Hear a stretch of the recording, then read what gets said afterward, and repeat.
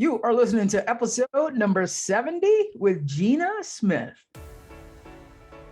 If you're someone who wants to make major changes in their life, someone who wants to achieve their goals, or maybe you're someone who knows this is not as good as it gets, but you have no idea where to start, on the Reinvent You podcast, we explore different types of people, their successes and failures, and how they reinvented themselves to create the life they love. It's our hope that from hearing their stories, that you too may have more insight into what it takes to build a life that you envision for yourself.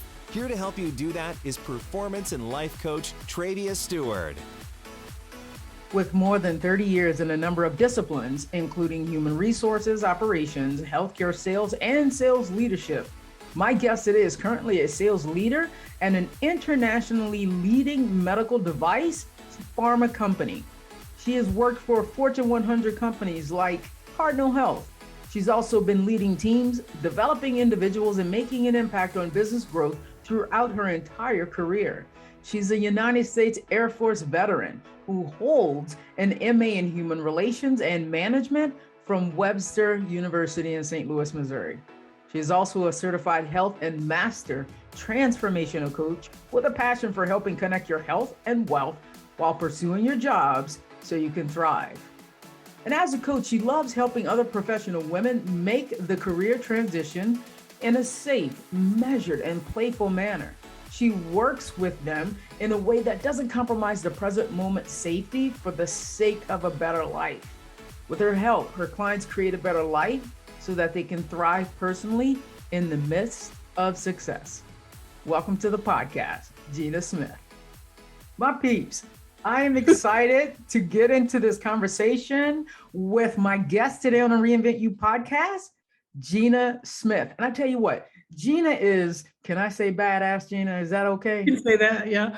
Sometimes considered that, yeah. Yeah. You know, I think you're badass. The reason why I was drawn, and I shared this with you through Messenger, the reason why I was so drawn to you was that you did your first triathlon at the age of 60. Holy smokes.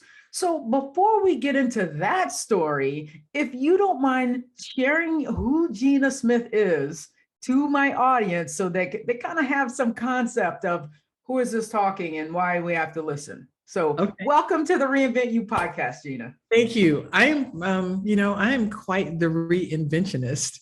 And I think I've been reinventing myself all of my life. And I think we all do that, but we don't look at it that way. I grew up traditional type of family. My parents are from Texas, so I think we have that in common. My parents are actually from Galveston.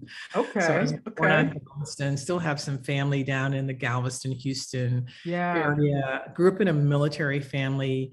And like most people, I expected to live just the default life. You know, you grow up, you go to college, you get married, you pump out some kids. You go with the job and you stay with it, you know, especially people in my age group, you go with the job and you stay with it for your entire life. Yeah. Then at some point you retire and they give you a watch and a plaque and some money. And thank you for staying here. That watch. Yeah. And, you know, there's something about growing up in a military family. My dad served in the Air Force, and we lived on an Air Force base for a good deal of my life. Mm-hmm. So it's a very structured community. There's a lot of rules. There's a lot of police. It's very safe because the police patrol day and night. Right. And you know, you have to conduct yourself and act a certain way because you don't want to get your dad in trouble if you do something that's against the rules. And I've always been, though, very just a rebel. Okay. Not wanting to follow the rules. Yeah. Because who created them anyway? Yeah. And then, you know, there's been parts of my life where it's like, okay, I get approval and I fit in if I follow the rules. So then I've fallen into that, you know, here's a way I can get approval because I can follow the rules and get approval. But there's always been something inside me that's like against the rules, or like, I don't have to do it that way, do I? Because I can get this by doing something another way. And, you know, I followed the traditional pattern. It was very important to my parents is Black people who grew up under segregation. They went to the first public high school in Texas for Black people. Mm-hmm. So very important for them that we get an education. And, you know, I was geared toward getting an education because the philosophy is get that piece of paper so that you can get a better job, so that you can Yeah. do better than we did, and then do better if you have children, for the Right. children that you bring into the world. So I went to college, and then I ended up going into the Air Force after college. I Okay. served in the Air Force for 5 years. Again, in that kind of like reinventing yourself. I went to college for like a stupid degree. I didn't know it at the time. I actually went and I started in business, but I grew up in a really small town next to an Air Force base. So Mhm. while I had a solid education foundation, it didn't prepare me for a college business curriculum. Okay. So there was a degree called general recreation. I've always been really active. I Huh. wanted to be outside. And at the time, there was a philosophy that Americans would have more leisure time than ever in the future, which has proved not to be true. And so this degree was around operating rec centers, cruises, all kinds of, it's probably more substantial than it sounds. Yeah. Facilities where people would be enjoying their lives. Fitness was a part of it, all those things. Mhm. And I ended up working right after college, and I had to do an internship, a year-long internship. And I did that in a therapeutic environment. Really liked that. Yeah. But found out that once you get into the whole medical system, physical therapists take precedence, and then you end up working for them. So it's like, yeah, I'm not liking that too much.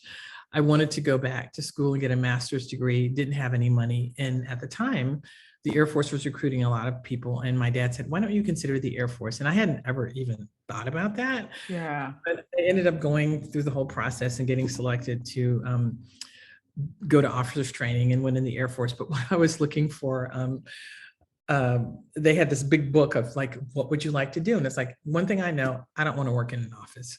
I never wanted to work in an office. I don't want some kind of administrative job, sitting in an office doing stuff. So they're like, well, here's a couple of jobs. There's, you could be a weapons officer. So you work with planes and loading the weapons and stuff.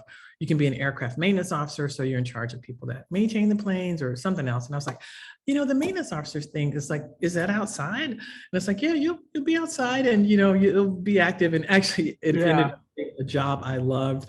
Can't believe that at age 22, they put me in charge of like a couple hundred people and a few $millions worth of airplanes. Right. But I learned so much from that experience and from the people I worked with. And it was what I wanted. It's like every day I'm walking outside.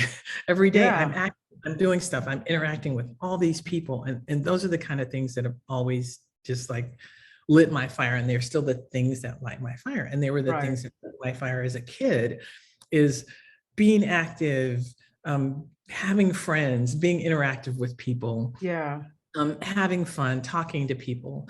So, I kind of, and at the time, it was very unusual for a woman to do that job. And I was one of the very few women. And now I think the military is almost like 50-50 women and men, but at the time it was very like maybe 90-10. Yeah. So things have changed a lot. So, I did that for a while. I really actually never was planning to get married. I never really wanted to get married. I wanted like an eternal boyfriend kind of situation, but because you were being a rebel. I ended up, meeting somebody when I was in the military and deciding to get married. And again, a little bit in that rebel mode. It was like, yeah, I met this guy, I dated him for a while, and I called my family up one day and it's like, I'm getting married.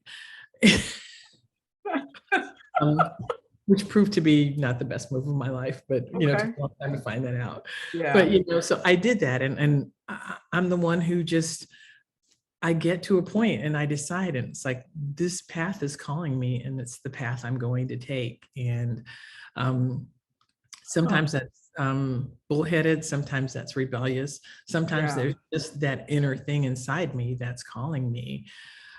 So I ended up leaving the military and going with my now ex-husband to live in Europe for 5 years, one of the biggest adventures of my life, experiencing another culture, learning another language, traveling like so much because it was so easy once you were over in that place. Yeah. And came back to the United States and entered corporate life.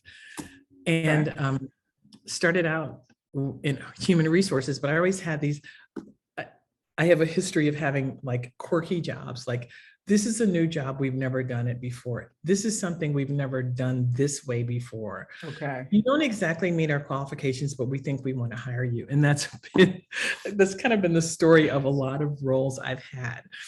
And I started out in human resources and then did that for maybe 4 years, and had worked on a project at one of our facilities where at the time sales managers had offices there. So, I made friends with all these, they were all guys at the time.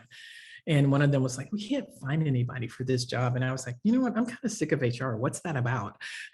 And so he told me what it was about. And I was like, I think I want to apply for that. So Yeah. they interviewed me like just to be nice, and I killed it. So Yeah. as a result, I've been in sales for almost like 30 years now. Okay.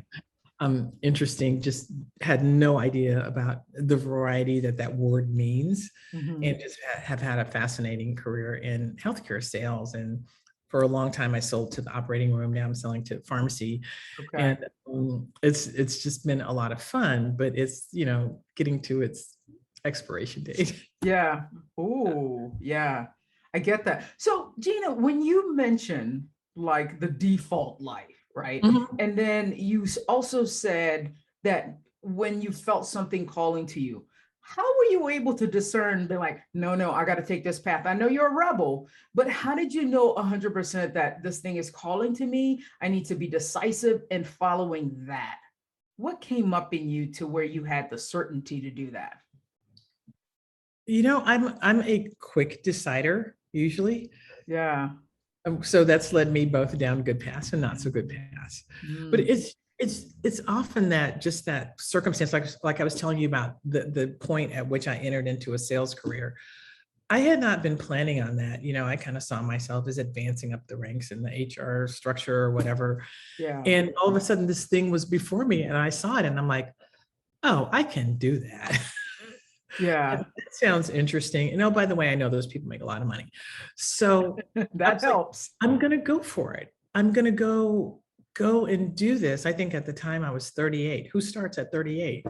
I've never let my age be a barrier to stuff. I mean, who Clearly. starts and who cares? And, so I started down that path when I was 38. Yeah. And, there's just been different points in my life. There's just something I feel inside. It's like, it's time to make a change. I'm being called in this different direction. And Yeah. I don't know if I can pinpoint it any more than that. And Right. usually Right. it keeps bothering me because I live so in my head. And Okay. it keeps bothering me inside in here, Yeah.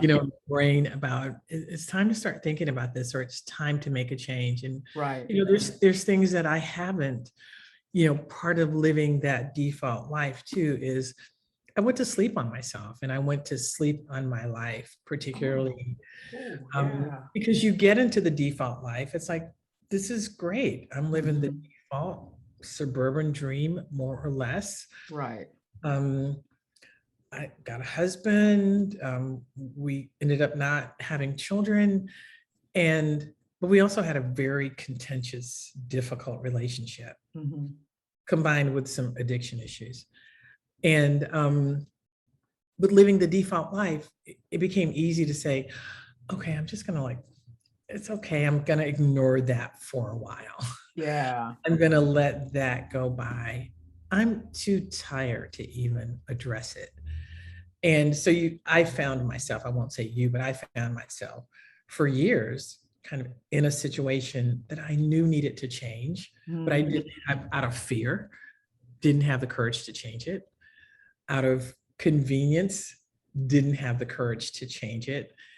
But again, I reached this point where this inner thing said, you have got to stop not addressing the things in your life that need to change. Part of it was my health. Part of it was that relationship. Part of it was how I was doing work. One of my missions as I launched myself, in the future as a full-time entrepreneur, part of that is coaching and really working with women I've been in that place where we sacrifice our lives for our jobs because we've bought the American story. Yeah. This is the most important thing in my life.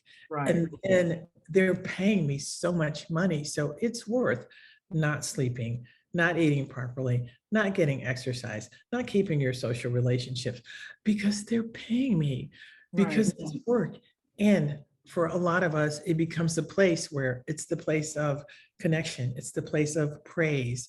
Yeah. I've always been good at what I do. Mm-hmm. And so it's a place of praise. You know, I could have a screaming match with my ex-husband the night before, but go to work tomorrow and make my customers happy. And that's a place of comfort and praise. So, Okay. you know, Yeah. I made these exchanges in my life. And Right. it actually took me getting laid off, you know, impacted as they called it, Mm. to go, wait a minute, why am I working myself to death? Even for good money, even for great money. Right. If you really count the hours, is the money that great? Mhm. Why am I sacrificing my health? Why am I, to some extent, looking in the mirror, sacrificing the personal relationship I have? Mhm. Why am I always saying to my friends, I can't go tonight, I gotta work. Can't do, Oh, gotta right. work. Yeah. Why am I on vacation, hiding in the bathroom on a conference call or on my computer or something? Because, you know, your family or your spouse or whatever is like, where are you? Oh, yeah, I gotta go to the bathroom, gotta go back up to the cabin, you know, and Yeah. you're working. Why am I even taking a work computer on work? Because someone's convinced me that I'm the only person that could do the job. So I Right. need to keep working even when I'm on vacation. And Mm. I know there's so many women like me just killing themselves Yeah. for work. They don't think they can take a break. They don't think they can take lunch, Mhm. you know, Yeah. because there's so much to do. And particularly women in sales. I mean, medical sales is a lucrative career, even with all the changes that have happened in the industry. It's a lucrative career. And I was like a lot of the women I was with, where you become the major wage earner. Your Yeah. spouse might have a good job, but it still can be very disproportionate. Mhm. So then you take on some of what women haven't had to worry about historically, but you take on that, wow, a lot is resting on these shoulders. Right. So I can't quit my job because we've built a lifestyle Oh, based on, yeah. Yeah. because that's part of the default, right? I Yeah. start making more money, so then I get more things and I get bigger things and I get Right. more expensive things. And then I start to see that there's less of a limit because more is coming in. Mhm. And but starting to feel that pressure of, I can't make a change because this all rests on me. This Right. depends on me, because now a lifestyle has been built that's depending on me keeping that train going, Of keeping course. that flow going. Yeah. And there's a lot of women in that position. They don't want to admit it. People don't want to talk about it. There's certainly some disparity in pay, but there's some Mhm. careers where I know quite a few of my peers at the time were in the same position I was. Yeah. We're going, "Oh, I'd love to do another job, but I can't leave this, can't let it go." Yeah. And so many people out there think that I can't let this go because this is the best thing. It's the best thing. It was better than what I imagined. It's the best Yeah. doing in the world. And it took a lot of work to realize that that's not true. Right. What was that moment for you? What was the catalyst to you're like, I'm no longer taking my laptop to on vacation? When did Honestly, that it happen? was really getting downsized, because I'm like, you know what? Mm. You've been killing yourself. And someone was talking to you last week that knew this was going to happen. You know, because you Oh. can't, when this kind of stuff happens, you can't tell anybody. You can't say a thing about it. And you're Mm. sitting across from a person going, they don't know, next week's going to be layoffs or whatever. And I thought, here I am. I've missed all my doctor's appointments. I'm not taking care of myself because I'm working so many hours. And I got into management, and I always had these management jobs that involved a lot of travel. I'm traveling so much that I'm gone, 50, 60% of the time. So you begin Yeah. parts of your life. You begin missing parts of your connections, and it's exhausting to do Yeah. for, you know, many years in succession. And you don't, I mean, I admire the people who were great, and, you know, I've shifted where I am, but at the time I didn't have the discipline to really work out all the time, to eat well all the time. That next cocktail looks good when you're exhausted, you know. Yes, it does. So, you know, I had not been taking care of my health. And I was like, wow, with the stroke of a pen, you're gone. In all fairness, I had like a year-long severance, so I didn't have to panic. But it just woke me up going, you're sacrificing all of this in a world where wherever you are and wherever you are next, with the stroke of a pen, you could be gone, and you need to start living your life instead of ignoring your life, instead of sacrificing everything for someone else. Yeah. Everything for your job, everything for your customers, everything for everybody else except yourself. I even had a doctor fire me because they're like, you don't come to your appointments, and, you know, you need to find another physician. Oh, okay. Because you were too busy working all the time. I was too busy working. And so that's a phrase of a lot of people. We accept this exhaustion. We accept this work. And so it's more pervasive. And I've worked from home since 1995. And when you work at home, it's even more so, because you know what? My computer's always there. I just have to boot it up. I'm just going to go look at this one email. Yeah. And then I'm there 4 hours later. Right. Because you don't leave the office. This is your office. Yeah. Yeah. You don't leave. And for a lot of salespeople, you know, a company gives you a car, a phone, and a computer. And then somehow that's morphed into, now we expect you to respond like all the time. You look at your email last night, like you don't need to get a break to have dinner and maybe like watch TV with your family or something. You know, you didn't look at your email last night, or, you know, the people that wake up first thing in the morning, they're panicked because they're like, what came in overnight? Like you can think about it anyway, but it's this mindset we've been into, and this constant exhaustion that's even more draining in the last year and a half, because not only are you trapped at home, like for me, I'm trapped at home. I worked from home, but I got out and called on customers. I went out and traveled with my team and we called on customers. I've been working in an office full time for almost 2 years now. So for what I was doing, it's really hard. For the people who are out of an office and in their home office, you know, it's learning to manage. How do you manage that constant thing that's now in your home? First thing in the morning, that it's easy to pick this up while you're talking to your kids or your spouse or whatever, and just ignore it. You feel that calling. And it's, you know, it's very, the people who created all this stuff, and I appreciate technology. I love it, but very psychologically tying us to it. Right.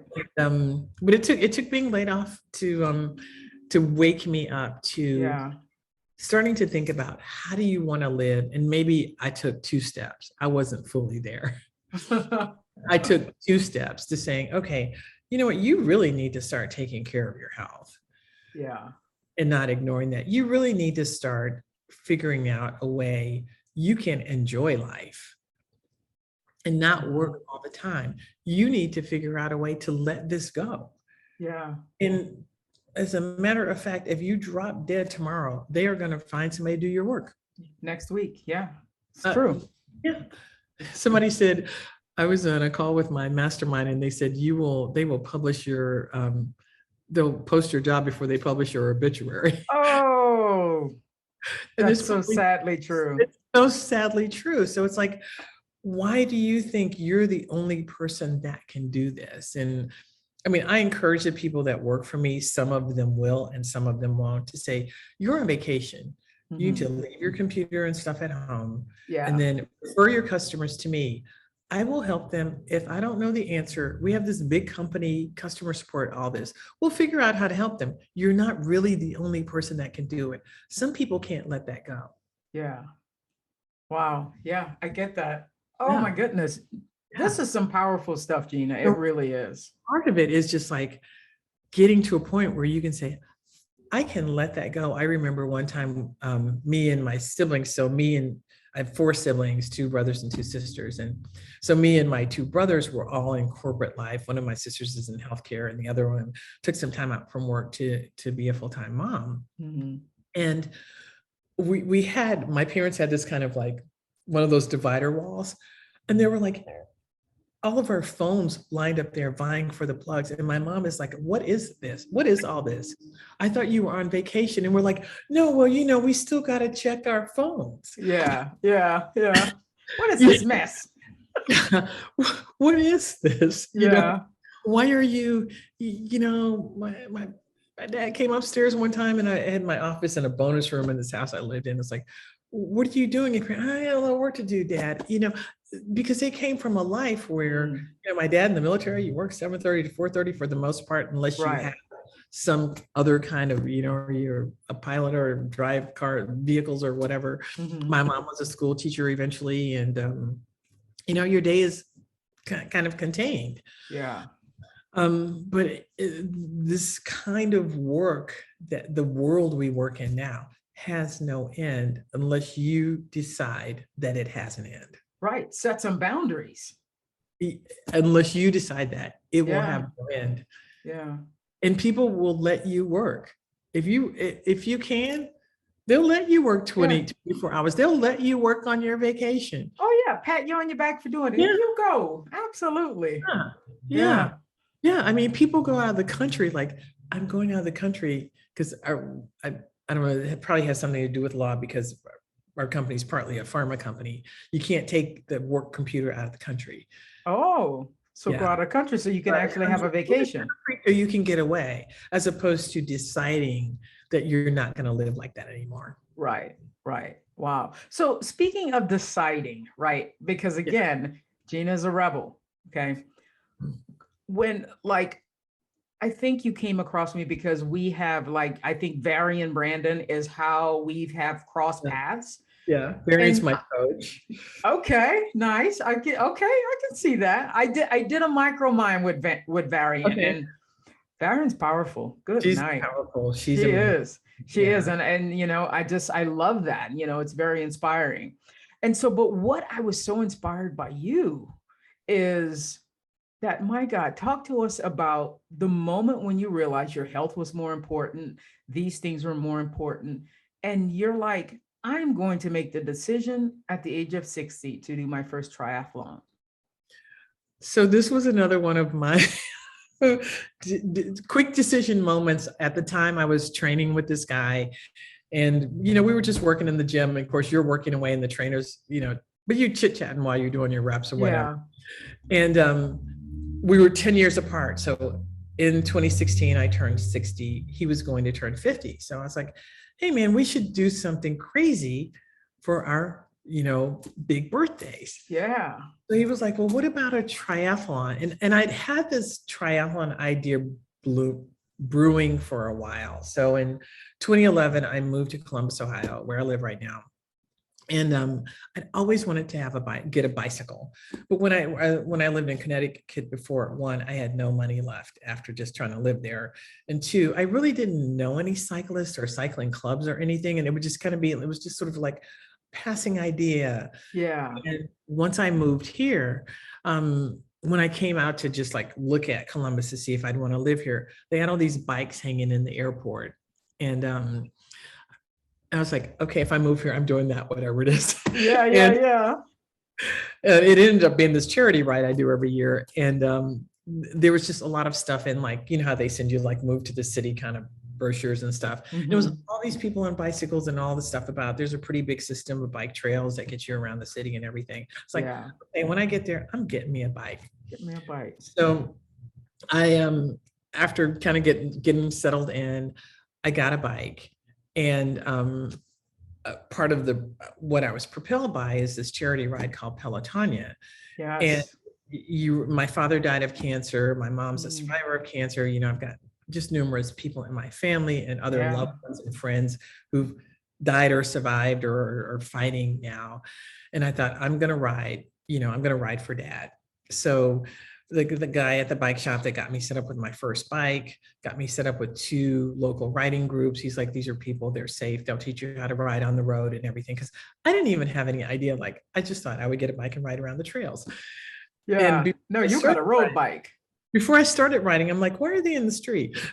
Because I'm like, don't they have a trail there? Right. People roll down their windows and like, there's a trail you can get on. But I didn't really know what I didn't know. Yeah. And I was very fortunate because he set me up with one like really high quality club where I learned to ride safely. And then he set me up with a group of women that trained together for this charity ride and fundraise together. Yeah. So, I started riding and I did my first ride. I did 50 miles the first year. That was your first ride? Yeah, it's not as hard as it sounds. No, I believe that wasn't my first ride. But okay. That was your first race. That was my first like event for this Peloton event. Okay. I think my first road ride, what I started doing is I got this bike, and where I lived at the time, the trail started right behind my house. So I would just go out every day and it's like, okay, I'm going out for 15 minutes. How far can I go? 30 minutes. Right. How far can I go? I was like, okay, I can go a few miles. And then I finally got the courage up to go and ride with this group. And the first night, this lady who was leading this group of beginners was like, we're going 20 miles. And I was like, wait, I don't really know if I can go that far. Right. I know I signed up for this, but I don't know. 20 miles seems really far. And she's like, you can do it. We're not going to be going that fast and everything. And it was fine. And yeah. It was actually the first time riding on the road too. So I was a little bit afraid, and it wasn't too many cars in the area. So it was fine. And that was kind of the start of my love affair with the bike and with riding and cycling of all kinds. And what happens is this stuff just builds. So I started riding, and I probably did this, got really into cycling and doing all of these group rides and fundraisers and, riding farther distances. And one day I was at this fundraising event and I'd seen these women. I didn't really know, I just kind of knew their names, but didn't know them at the time. And they just done a triathlon. They just done like an Ironman. And I was like, oh, I could never do that. And this one person that's a friend of mine now, and she's a little bitty fire plug. She's like, you can do anything if you train for it. So that kind of stuck in my head. See, the things get in my head. And that kind of stuck in my head. So by the time I had this conversation with my trainer, I was like, well, we could do a triathlon. And there's a bunch of local races around Columbus. And there's this one local race that's pretty popular. And, it has the short mini distance and a longer distance and a really long distance. And he's like, yeah, you could do that. And I was like, well, I kind of need to figure out the swim thing, because that is a component. because in the lake that the swim is in, you can't touch the bottom, very deep lake. So it's like, I can swim, but you can touch the bottom in the pool or the beach. Right. Or you can see the bottom. And if it's too deep over your head, you can go down and touch it and pop back up. Yep. So I started swimming with this one group for my first race. And, and then I got into this little training group that, we would swim, then, do our bike ride training and then run or slog for me, because I'm not really a fast runner anymore. And, it's kind of like, it was just, it's me, it's the rebel. It's like, I'm going to look 60 in the eye. It's not old. So I'm going to stare that down, because I'm going to do triathlon to stare that down. And that was my whole thing behind it. It's like, yeah, I'm going to do my first one at 60 because I can. I know I can. And I did. I finished my first race. The police boat was circling around me a little bit on the swim because it was tough. But I'm like, no, don't stop me. I'm going to make sure. And once I got that done, the bike and the other part of it wasn't, wasn't that hard. Yeah. It was just, it propelled me like, I'm going to defy the idea that 60 is old. And Love that. when you get involved in cycling, triathlon, I think they've changed it a little bit now, but you just have to write your age on your calf. And so you're standing in line with all these people, and people in their 70s are doing these races. Yeah. And people in their 70s are still cycling. So it's like, I'm thumbing my nose at that idea that 60 is old. Right. I get that. And come join me. And then I got the bug, and I did a bunch of races for about 3 years, and I haven't done a race since 2019. But I think I'll get back to it in the future when I have more time. It takes a lot of time, even for a short race. It does. It's a lot of time of training for all three of those things. You're like hamster wheel of like, okay, today I got to swim and bike, and then tomorrow I got to bike and run, and then there's a day I got to do two of them together. And it's really very time consuming, but it's an amazing feeling. And I'm not fast. I'm not going to be on the podium. I don't care. It's like, I need to finish this. You're a finisher. I felt so amazing the first time I came under the finish line, because I'm like, I did this. I never in my life I don't even know if I knew what a triathlon was 10 years ago. Because I didn't know people in that world and in that life. And it's one of the few things I wish I had started this when I was younger. Yeah. But it's just so much fun, and it's so enlivening, and it's so much, the cycling and everything was part of like getting my health back, and things I did post-divorce, because they're all the kind of things that my ex-husband wouldn't have been very happy about me doing or spending the time doing. And it's like, but this is what keeps me going. This is what keeps me alive. It's hard. Yeah. It's exhausting, but it's what keeps me going. And I hope I can inspire other women. And I know I've inspired a few people I know to like, go ahead and try a race. I mean, there's short races you can do. There's indoor races you can do. Yeah. There's things you can do, even if you just do it once. You did it. Absolutely. You swim, run, you're a triathlete. Yeah. You don't have to man.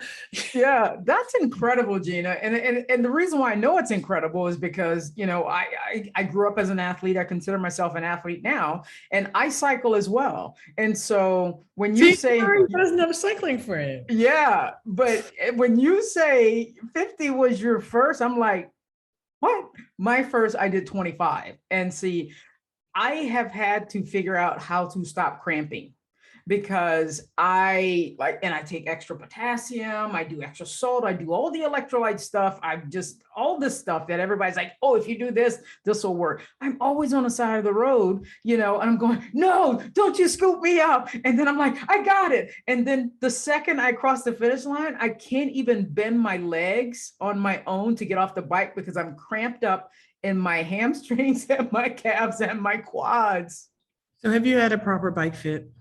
I have. Okay. Yeah. I don't know what to say then. I have. And I was like, something's wrong. And everybody always thinks they have the answer. And I just haven't been able to figure that out. And so I just haven't gone more than 50 miles, because I'm like, holy smokes, I think my legs are going to fall off if I do. Well, you know your limit. I do know my limit. So I enjoy it. And Gina, what I love about you is it's so inspiring that you've done these things, that you don't see any limits. And it's obvious that these things have transferred like from your personal life to your professional life, because now you're a coach, you're a certified health and master transformational coach, right? And so most people at this age are going, I have 69 days and 22 minutes before I retire, and I'm getting a Winnebago, and I'm going to go around the country and just color in all the 50 states on my back tire. But not Gina. I don't even believe in that concept. One, right. I just personally just wouldn't want to live that way. Yeah. And so at 65, 66, I want to start a business. I love it. And I get to do my business very part-time with a full-time job. I mean, I have a very demanding full-time job. Right. I'm a leader. I have a team that works for me. So I can't devote a lot of time to what I'd really like to be doing, which is writing, speaking, and helping people through coaching as a tool. Right. And a lot of people are like, oh, don't you just like want to go? I would die. I love the beach. I love cycling, Mm-hmm. but just to, maybe for about a month of cycling every day would seem like fun. And then Yeah. after that, I would be like, okay, what am I going to do now? Yeah. So are you of the mindset that you'll never retire? I don't want to use the word never, but I see something like helping people as something that doesn't have an age limit to it, Mm, because yeah. it's listening, it's conversations, it's hopefully in a world of, I don't know, our profession may have been forever changed by this because lots of people are very comfortable with these virtual platforms. Um, it's, why is there an age limit on it unless at some point it's no longer in my heart to do. Yeah. I get that. I watched my mom retire. I think she retired somewhere around 66, 67. And then, she quit using her brain. Like, she was an insurance agent. She wasn't counting money anymore. She wasn't rattling off the stuff. And I just watched her capacity, her intellectual capacity decline so rapidly. And I looked at that and said, I don't want that. I Yeah. want you, yeah. And I mean, we just came off of a vacation. Like we did 2 vacations within a month. And yeah, it's fun. Like you said, I like the beach too. I like the cycle, but it's kind of like I was excited. And now that I'm full-time coaching, I'm excited for Monday. And I'm like, this is cool. I'm relaxed at the beach, but how can I help the next person on my coaching call on Tuesday? Mhm. Yeah. And also, I get a chance to create business that I, to quote Varian, I do it how I want to do it, with who I want to do it, the way I want to do it. So I can choose. So I can still have all of that in my life, Yeah. but because I can choose how much of it I want to work in this way, Absolutely. and then how much of it I want to have my life, have time for, okay, I don't have to worry about what time I get home from the pool or whatever, Yeah. because I've got my schedule set so that I've got some ease there. There we go. I don't I have to like that. worry if my mom needs me. My mom's still alive and she's in Phoenix. And, if Mhm. she needs me for something, she's going to be 84 this year, then I have the ease to go and help if I need to do that. Yeah. Um, if I want to decide that I'm not going to work for 3 weeks, I understand, as an entrepreneur, you're not earning while you're not working, but Mhm. maybe you're earning in a way that it's not all about working all the time. I can Yeah. decide that I want 3 weeks off or that I want 2 weeks off. I can decide how much of my time I'm going to spend to studying, reading, and just today I don't have the space for creativity that I want. Yeah. I can't jam that into an already full schedule. I But get that.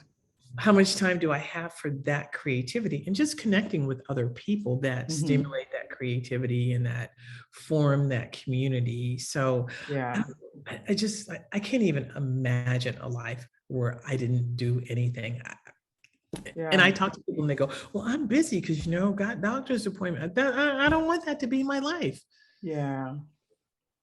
I I love it. I still want to be active. I might be at the back of I bet the suite might be getting me on a bike ride, Yeah, but yeah, yeah.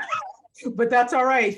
He hadn't swept you up yet, as long as you're still in front of him. and you know what the great thing is? It was kind of funny when I first started doing triathlon. I think I podiumed at one because I was the only woman over 60. But someone's like, well, you might podium because in your age group. But you know what? There's a ton of women in their 60s and 70s riding, racing, working out, doing all this stuff. Yeah, Absolutely. no, and they're good because they've been Yeah. doing it for a long time. So Right. yeah, there's no, you know, age comes and whatever and slows you down, but I just I don't see taking that choice that I'm just not going to do anything. Yeah. Love that. So, But I'm creating a lifestyle that allows me to have that yeah. flexibility I talked about. Right, because your health, and one thing I love about you is that, when I follow you and I look at your posts, you're talking about this veggie dish or this nutritious dish, and something that I know is prevalent in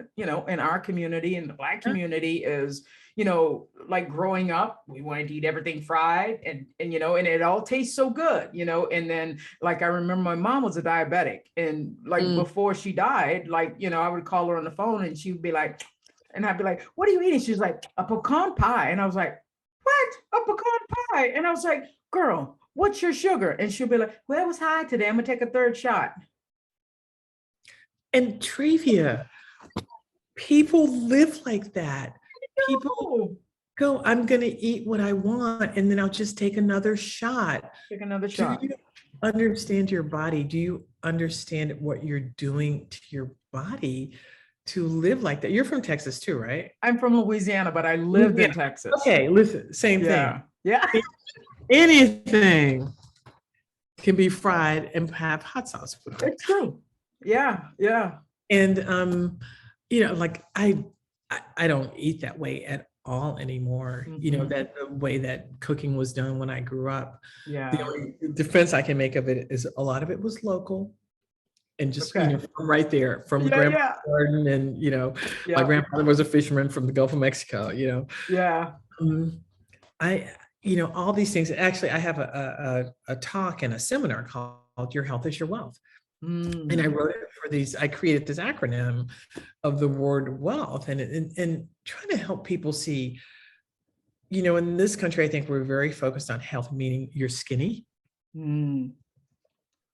Right. But health is it's this circle of things. So it's your mind, it's taking time to look at your life and to actually study your life and to think about what do you want out of life, because most people are giving no thought to that. They're just going along. The next thing happens and the next thing happens. True. It's about what you eat, and what you eat is one of the most important decisions you make, and what you eat will reflect in your body and in your health. Yeah. Whether now or later, it will reflect. It's true. Yeah. It's about activity. We have a crisis of inactivity, starting with children, because now we're afraid to let them outside.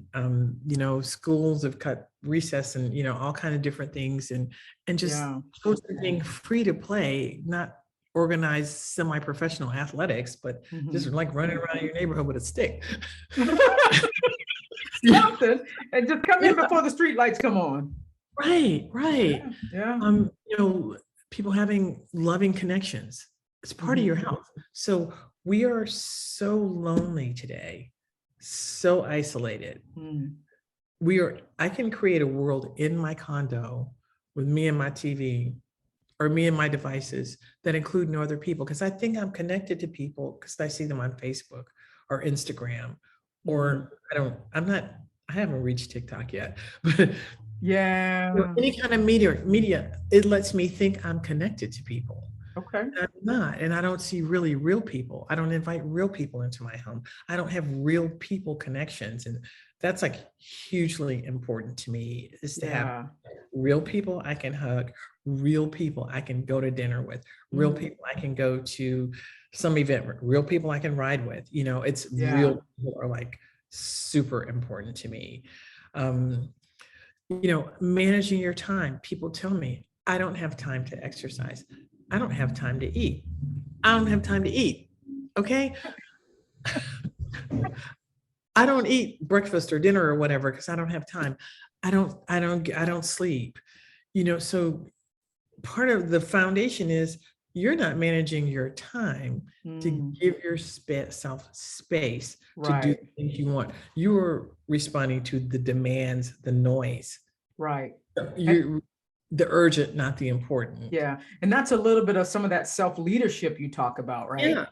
Yeah. That's taking up your time. So then you don't have time left to do the things you say are important in your life. So you have to decide. So today's a Friday. I usually swim 2 days a week. And it happens early because I swim with a coached group. It's in the water at 5:45, and I get up at 4:30. I get up at 4:30 4 days a week. But I get up at 4:30 so I can work out, because I know my own nature.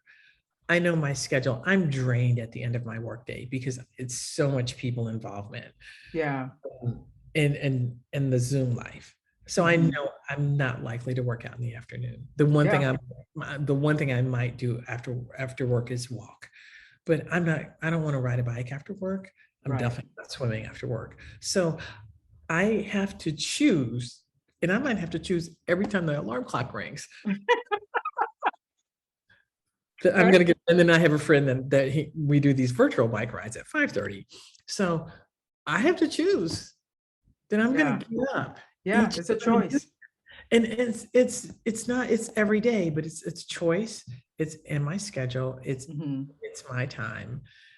And so, it's everything. You want to have healthy food. You could spend some time doing meal prep on a Sunday, but you have to choose. Right. You're going to do that instead of something else. Absolutely. Absolutely. If that's what you want, then how do you make that choice? I worked with a client last year, brilliant woman, the kind of woman I want to work with, high achieving career woman, but her job was killing her. And when we started working together, she was like, I think I'm going to have to leave my job because I just can't take this anymore. Okay, how are you living? And she was eating every meal at her desk. She was working like 16 hours a day. Right. And we started working with that and getting underneath that. And part of it was helping her understand, do you understand that you deserve to have time to yourself, to have a meal? Yeah. Away from your desk. Yeah, that's huge. Not eating at your desk and working. You deserve to go to your company and say, there's a limit on how much I can work, and this time is no longer open to me. You actually have control over your calendar. You can block out some time. Absolutely. She fought me. Every week she'd be like, blah, blah, blah. And I was like, so did you put it in your calendar? I'm like a calendar drone, and my workouts are in my calendar. Everything. My dates with my friends are in my calendar. Because I need to manage my time. Right. So it isn't, sometimes I do stuff instinctively, but usually I have some plans, and then people that don't have plans get frustrated with me because they're like, oh, you're always in your calendar, but it's like, because I need to manage my time. Right. And that works for you. And that works for me. Yeah. And it works for a lot of people if you'll do that, because then you create time by managing that time. Right. And so it's kind of like when the new year hits, most people are like, I'm just going to start a program, blah, blah, blah. But one thing I've gotten in the habit of doing is scheduling my free time in January. When are we taking trips? Are we going to take a trip in June this year, July? Are we going to take a small one, October break? So doing that so that my life, and in creating our own life on our terms, Gina. Yeah, exactly. Being in control. Yeah. Exactly. I'm in the, employer vacation prison now. Oh, true. I'm gonna free myself from that. Yeah. Because it's even a ridiculous concept in 2021. Yeah. But that's how they manage people, and that's how they manage money. And I get that. But I'm gonna have a world where I can say, okay, here's my year. When I do transition out of corporate life, I need to take 2 to 3 months off. Yeah. To do nothing. To do nothing, or do whatever you want to do. Because it's not like Gina's gonna sit there with a remote in her hand, right? No. I might sleep for a month. Okay. But it's whatever you want. But I realize when that time comes, I need a break so that I can disconnect from what has been my identity for a good part of my life. Yeah. I was talking to a friend, and we're the same age, who's like, I've been working for 50 years. And I'm like, what are you talking about? But it's like, well, if you consider the fact that, some of us in our age group started like legit jobs when we were 16, and we've been working since. Yeah. 50 years has gone by. Yeah, so that's a long time. And I'm like anybody, my identity is very tied to what I've been doing for work. Yeah. And whatever that identity holds, whatever those words hold. So I realized I need time to just let go of that identity. I get that. And to move to the space of the next who I'm going to be. Love that. And just trying to help people, who do you want to be? And I think Rich has had a lot of influence in me in looking at that question, as opposed to what do you do? Who do you want to be? Yeah. Who do you want to be in this world? Yeah. Now, is that a question you're tackling in your, what is it, a challenge, or is it a program that's coming up, the Woman in the Mirror from August? Woman in the Mirror. So that's part of that question. Okay. And, you know, part of like a reflection of what I've been talking about. For my years of living a default life, you know, I looked at that woman in the mirror and I'm like, I don't want to really make eye contact with you. Oh God, that's so powerful. Yeah. If I do, then I'm going to see the truth in my eyes, and I'm going to see the things I'm not addressing, the things I'm not taking care of, the things I'm not owning, the things I'm not doing. I'm going to see all that. I don't want to see it. So what I'm going to do is just like go sideways instead of looking you in the eye. You know, it's like talking to somebody who won't look you in the eye. And I realize it's like various, when you get to big cultures, it's various cultural differences about that. But, you know, there are those people who are talking to you and they're not looking you in the eye. They're looking everywhere else except everywhere else. Yeah. And so then, you know, part of my journey has been to encounter the woman in the mirror and look at what's good and what's bad. It's just kind of like even looking at things like divorce, the tendency, you know, when it first happens to go, that person was bad. And here's the list of all the bad things about that person. And that's why we're divorced. Right. But because we don't take responsibility. Then you look in the mirror and go, okay, now sister, what's your accountability in this? In this result here, because it wasn't just all the other person. And that, I think it's in any human interaction, it's never always just the other person or the other circumstances or your boss or your job or whatever. What role did you play? Or what role did you fail to play? What did you fail to, how did you fail to step up to the plate? And so, you know, that stuff is hard when you start looking at it going, you need to look at your part in the life you live, the life you've lived, and the life you're creating. What is that woman in the mirror? And who does she want to be in the future? I love that. How do you want to walk in the world? And it's not even about like your job. It's the person you want to be. Who do you want to be? I love that. It's almost like a mic drop, Gina. So people listening right now, how can they get their hands? And so this is, your episode will drop September 2nd, which will be 3 days later. And so will they still be able to get in on this challenge? Possibly. And it's not a challenge. It's going to be a 4-week group experience. Got it. Okay. I did a challenge called Reset. That was a Reset. Okay. This is called Reflect, Woman in the Mirror. The best way to find me is on Facebook. Gina Smith. There's a lot of Gina Smiths. I'll have to send you my link. There are a lot of Gina Smiths. I mean, we're Facebook friends, and so I have your information. So Facebook is Gina.Smith.963. You got it. Yeah.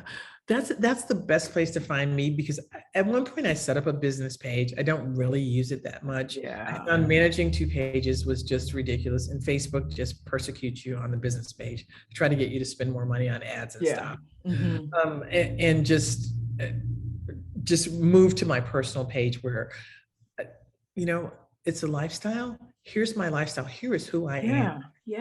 Who I am as a total person, not just like a coachy, speechy thing, but, you know, here's who I am as a total person. Some of that is from the, you know, the coaching piece of it, but here's who I am. So that's the best place to find me. Same thing with the website. I have a website, but, you know, you've probably been down this road. You start a website and it's not what you want, and it's not hard to keep it up to date. It's sitting there, and it's just a holding place right now, but really Facebook's the best place to find me. Perfect. Okay. Well, Gina, it has been a pleasure having this conversation with you. And I hope that, well, you know, we stay in each other's worlds here. Yes, we will. Okay. Yeah. Yes. And we have so much in common. My A lot goodness, in common, and a lot of people in common. And Absolutely. And yeah, one thing that I love about you is that you've never settled for the status quo. And I want to have more people like that in my world because God knows we have enough people who settle. right. And I want people to know you can reinvent. I mean, that's your thing, but Whoop, whoop, whoop, whoop. you can reinvent, but it's work It is. and it takes a lot of courage, which I didn't Mhm. always have. And you stumble. Yeah. And sometimes things don't turn out the way you thought they would, or they don't turn out as well as you thought they would. But if you don't ever have the courage to take that first step, it just doesn't happen. So you can do it. But I think for a lot of people, it's finding the courage to say, I really want to decide to become that next person, to become that person I want to be, to Yeah. live that life. I live that life in my head and I never even talk about it. Mm. Wow. This is perfect. Gina, thank you so much for being on the Thank you podcast. for inviting me. This has been delightful, and I'm having a great time on my first podcast experience. So, And I think you hit it out of the park. thank you. Absolutely. And you know what? And I read in one of your posts, like you are priming yourself because I know you want to be on stages, you want to be a speaker. Boom. This was your first stage. If you haven't been on stage yet. I have been on stage, but Okay. trying to be on stages while I'm working is really hard. It's hard. It's hard. You Things know, happen during the daytime, or you have to travel to, or whatever. So yeah, but that's you're right there. You that's got it. That's part of my dream, is Yeah. to be on stages and to be able to talk to people and Yeah. just have them hear what's possible in Yeah. life. You do that so naturally. I love that. Thank That's you. another thing we have in common. So you and I both will be on stages together. Yes. How about that? How about Yeah. that? Learning, and I'm learning more about like collaborating with people Yes. to help other people to grow. Absolutely. And not coming from a selfish mindset, but there's room for everybody. There's room for everybody. And, people try to scare you. And it's like, there's room for everybody. I know the people that are looking for me are looking for me. And the people that are looking for you are looking for you. Looking for me. They're not Yep. looking for me. Yeah. And You that's know, okay, because millions of people need help. Right. You know what? And this will be the absolute mind drop. And see, this is how much Varian brand I did Abigail Elias right before this one. So I've had both Varian people. Yeah. And I remember Varian saying, this is how I was first introduced to Varian been through an intensive. And Varian said, there are people already, like before I was born, there were already people destined to work with me. And I was like, ooh. Thank you for that, Varian. I had no idea, but Varian drops stuff like that, and like like okay, okay, and that's all you can say. It's like it's already there, and It's already sometimes there.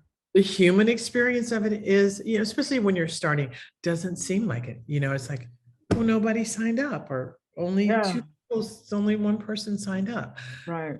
And I think the part and the thing I've learned is just to keep walking forward, because sometimes people are sitting and waiting. Sometimes people aren't ready. And sometimes people you're talking to today aren't your people. And learning to just go, that's all of that's okay. Mm-hmm. Yeah. And I'm just going to keep going because I believe there are people assigned to me, like Varian said. Boom. And if I don't bring my voice into the world, the people that are assigned to me won't hear it. Right. They might get given to somebody else because I'm not doing my assignment. That's right. They might never get help because I don't speak up. I love this, Gina. Gina, thank you again. This has been so insightful. Thank you. Absolutely. And you keep inspiring us, keep walking down that path, because people are watching, people are paying attention, because I know I am. Thank you so much. This was so much fun. And I can't wait till September 2nd. If you like what you're hearing, and perhaps you're interested in having a complimentary conversation with me, click the link at the bottom of the show notes. Thank you so much for listening. If you even want to know more about what I'm up to, head over to traviastewart.com. And if you like seeing the videos of the podcast, every episode is on my YouTube channel. Take care, guys.